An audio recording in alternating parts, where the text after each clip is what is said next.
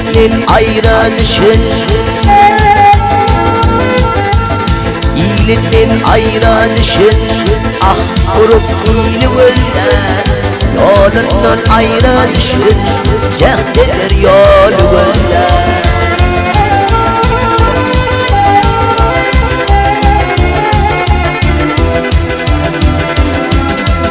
Gökte telip gerdanır, halk gerdi sergillanır. İbadige cahanır, göz açılmadı gözler.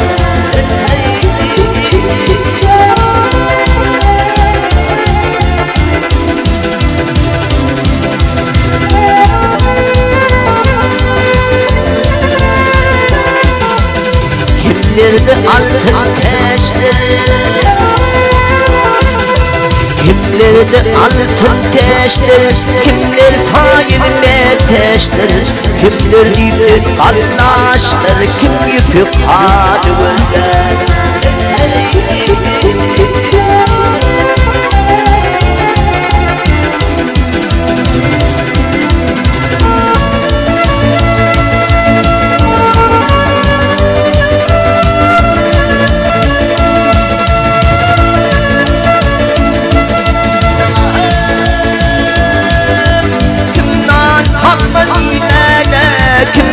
Takma koymana, kim don takma giymene, kim girmez hali gözler.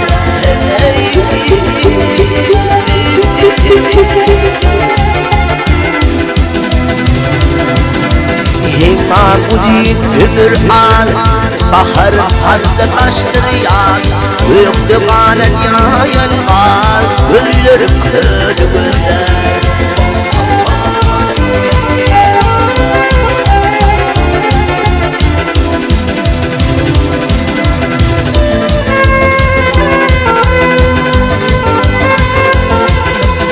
Maltım uli hoş ile,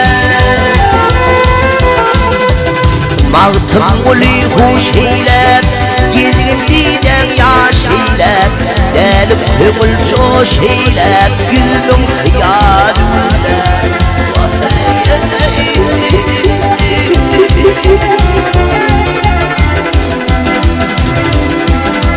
Yarım yarım yarım yarım